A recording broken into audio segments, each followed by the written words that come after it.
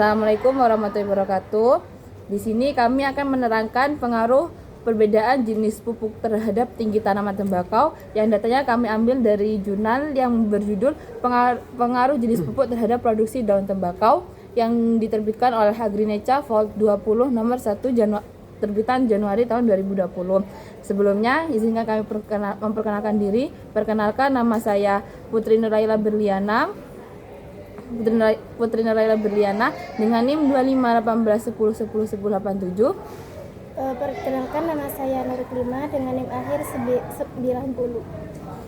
Perkenalkan, nama saya Muhammad Bintang Rafiansyah dengan nomor NIM 251810101095. Nah, baik, selanjutnya kita akan menjelaskan tentang isi dari makalah yang kami buat.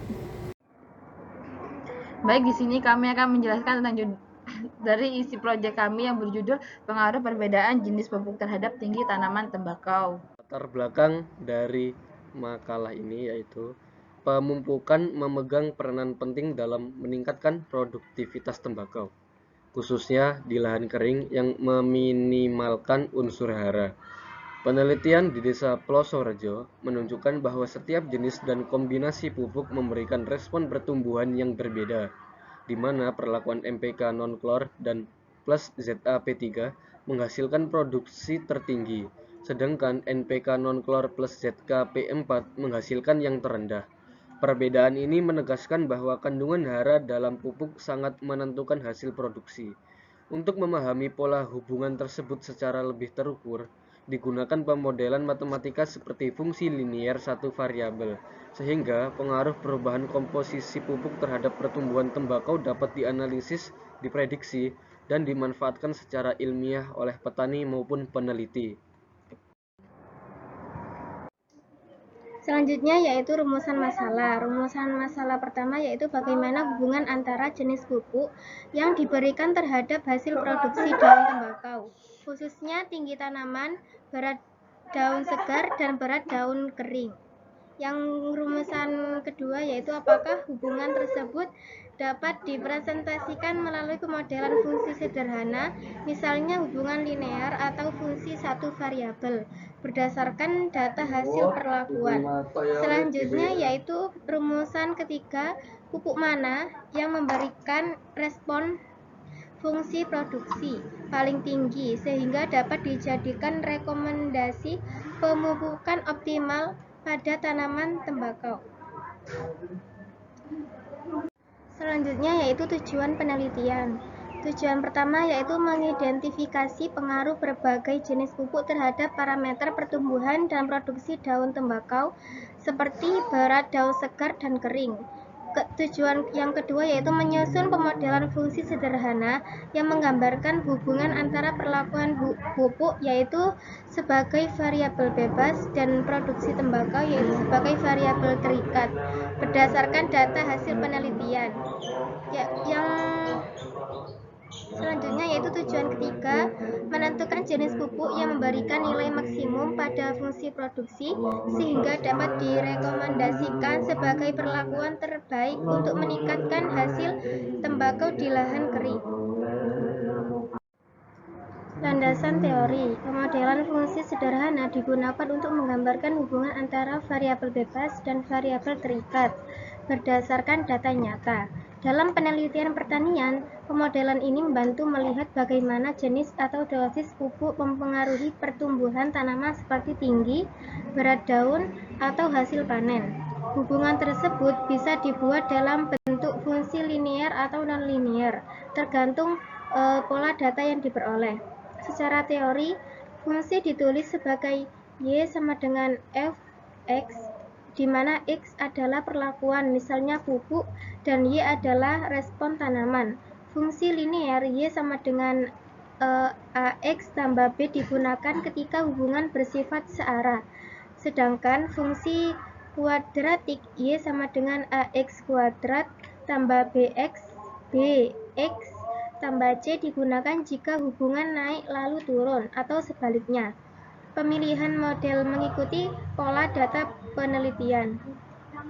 Dalam agronomi, agronomi, pemodelan fungsi membantu menentukan perlakuan yang paling efektif, memahami pengaruh pupuk secara kuantitatif, dan hubungan biologi menjadi model matematis yang mudah diterapkan. Dengan demikian, pemodelan ini menjadi alat penting untuk membuat keputusan budidaya dan merumuskan rekomendasi pemupukan yang lebih tepat. Nah, baik, selanjutnya itu adalah deskripsi masalah. Jadi, dari deskripsi masalah itu kita ada 3 pembahasan berupa pilihan topik, batasan masalah, dan juga data. Nah, pilihan topik, kenapa kami memilih pemilihan topik tersebut? Karena jenis pupuk itu kan berpengaruh terhadap tinggi tanaman tembakau. Nah, kita menggunakan data dari perlakuan 1 dan perlakuan 2 yang ada di jurnal yang menunjukkan perbedaan tinggi tanaman yang sehingga dibuat model linear untuk melihat keseluruhan. Nah, karena juga pupuk menyediakan unsur hara penting bagi tumbuhan berupa unsur N, P, dan K yang setiap jenis pupuk dapat menghasilkan respon pertumbuhan yang berbeda pada tanaman. Selanjutnya adalah batasan masalah. Nah, pembahasan ini hanya menggunakan 2 data tinggi tanaman berupa perlakuan 1 dan perlakuan 2 yang sehingga tidak mewakili semua perlakuan pupuk yang ada di jurnal tersebut. Nah, model yang kami buat hanya menggambarkan hubungan di antara 2 titik, bukan untuk prediksi yang lebih luas. Selanjutnya, analisis difokuskan pada tanaman tinggi saja dan perlakuan dianggap sebagai angka sederhana. Selain itu juga, model tidak memasukkan ulangan, kemungkinan kesalahan atau uji statistik karena datanya yang sangat terbatas, karena kami hanya menggunakan data percobaan 1 dan juga percobaan 2, tidak menggunakan data keseluruhan yang ada di jurnal tersebut. Selanjutnya adalah data. Nah, pembahasan ini itu menggunakan data dari tinggi tanaman dari 2 perlakuan, yaitu perlakuan pertama NPK Ponska dengan tinggi 58,95 cm dan perlakuan 2 NPK non-chlor dengan tinggi 53,65 cm. Nah, untuk melihat hubungan antara jenis perlakuan X dan tinggi tanaman Y, digunakan asumsi bahwa keduanya memiliki hubungan linear melalui model Y sama dengan A ditambah BX. Selanjutnya adalah pemodelan matematis.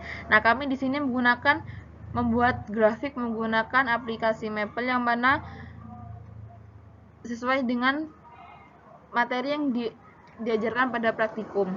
Nah, yaitu pemodelan matematis. Nah, grafik pengaruh jenis pupuk terhadap tinggi tanaman variabel bebas pada grafik digambarkan pada sumbu X yaitu kode perlakuan P1, P2. P1 dikodekan dengan 1 dan P2 dikodekan dengan 2 karena hanya terdapat 2 perlakuan kategori saja dan pemodel numerik yang membutuhkan pengkodean numerik. Nah, selanjutnya itu variabel terikat terdapat pada sumbu Y yang berupa tinggi tanaman dalam satuan cm.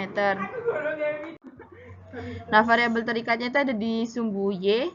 Ini ada yang berupa variabel terikat itu berupa tinggi tanaman.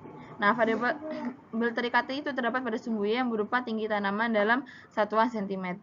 Nah, selanjutnya itu bentuk fungsi menggunakan linear yang merupakan garis lurus. Dikarenakan 2 titik menentukan sebuah garis yang unik yang memiliki bentuk umum Y sama dengan A ditambah BX. Nah, selanjutnya adalah penentuan parameter. Nah, kami di sini menggunakan parameter berupa X1, Y1 yang X1-nya bernilai 1 dan Y1-nya itu bernilai 58,95.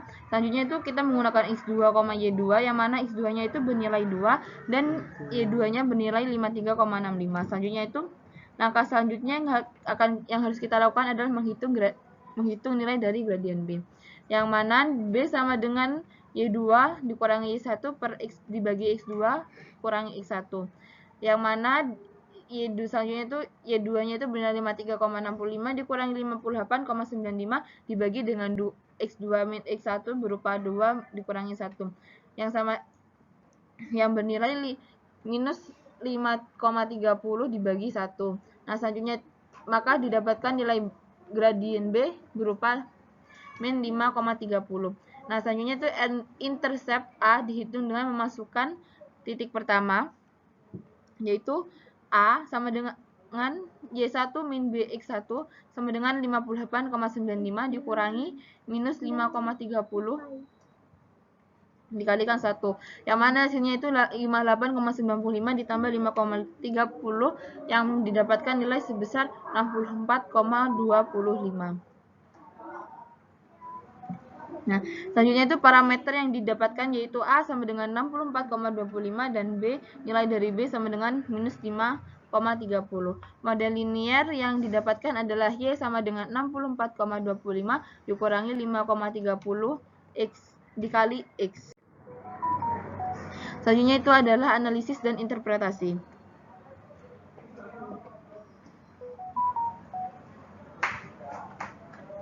Nah, di sini tuh ada 3 poin pembahasan berupa interpretasi parameter, kecocokan model, dan keterbatasan model. Nah, interpretasi dari parameter adalah model yang diperoleh adalah Y sama dengan 64,25 dikurangi minus 5,30 X, dan angka 64,25 adalah intercept, yaitu titik awal pada model, tetapi tidak memiliki arti nyata karena tidak ada perlakuan atau nol dalam penelitian. Nah, selanjutnya itu nilai ini hanya berfungsi sebagai titik potong garis regresi. Nah, nilai minus 5,30 itu menunjukkan bahwa tinggi tanaman turun sekitar 5,30 cm dari perlakuan 1 ke perlakuan 2, yang mana berarti perlakuan P2 berupa pupuk NP non-klor menghasilkan tanaman yang sedikit lebih pendek dibandingkan dengan perlakuan P1 berupa pupuk NPK pasca. Nah, selanjutnya itu adalah kecocokan model.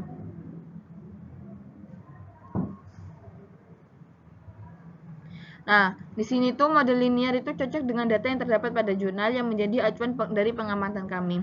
Nah, garis regresi yang melewati kedua titik di saat X sama dengan 1 dan Y sama dengan 58,95, serta di saat X sama dengan 2 dan Y sama dengan 53,65, yang mana titik dan garis secara visual akan selalu tepat dan tumpang tindih. Selanjutnya itu adalah keterbatasan model. Model dari fungsi ini memiliki beberapa keterbatasan berupa jumlah data yang terlalu sedikit, yang hanya menggunakan 2 titik saja atau hanya menggunakan 2 perlakuan saja. Yang kedua itu perlakuan yang bersifat kategori, bukan numerik. Nah, model hanya memodelkan perbedaan antar perlakuan, bukan hubungan yang bersifat kontinu, dan tidak dapat digunakan dalam memprediksi dosis pupuk. Nah, keterbatasan model yang selanjutnya yang ketiga itu adalah nilai intercept tidak bermakna secara biologis. Nah, yang keempat adalah arah model tidak konsisten dengan perlakuan lain yang terdapat pada tabel yang ada di jurnal. Yang terakhir adalah model tidak dapat digunakan untuk memprediksi X dalam jumlah besar seperti 6,61. Selanjutnya adalah kesimpulan.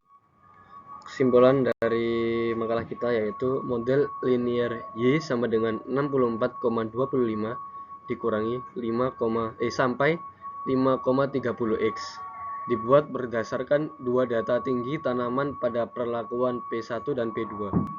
Dari model ini terlihat bahwa tinggi tanaman menurun dari P1 ke P2, yang berarti kedua jenis pupuk memberikan respon pertumbuhan yang berbeda. Namun, karena model hanya menggunakan 2 titik data, hasilnya belum bisa digunakan untuk menggambarkan hubungan pupuk dan tinggi tanaman secara umum.